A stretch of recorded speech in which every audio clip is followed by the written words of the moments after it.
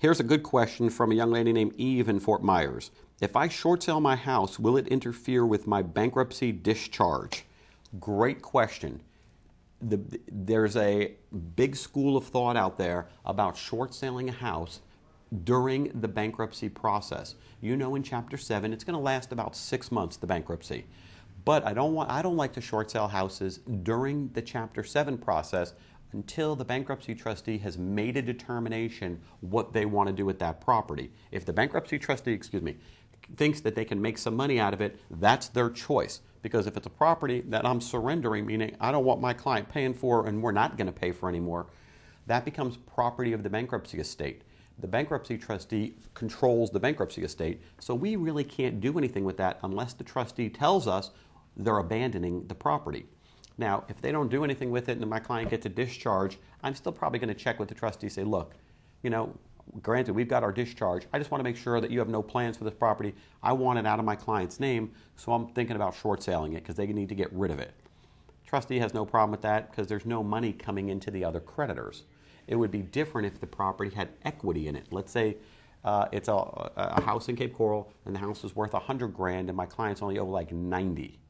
So we're going to hold out to try to get the $100,000, so we're going to put it up for sale.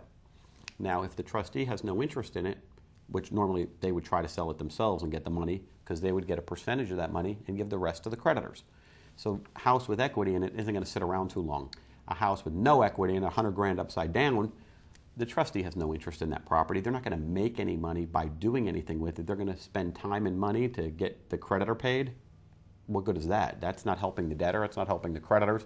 And the trustee's not going to waste their time with that. So in those cases, though, once we go through the bankruptcy process, the house still technically is owned by the debtor, my client, and we want it out of our names. So what we'll do is we'll contact a realtor and put the property up for a short sale. Try to get it out of our names as fast as possible.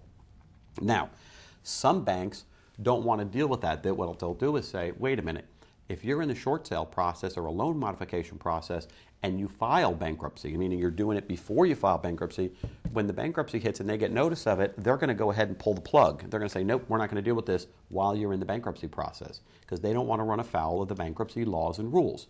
I get that. I'm okay with that. That's why normally we wait till after. Chapter 13 is different. Chapter 13 is a reorganization which lasts about 3 to 5 years.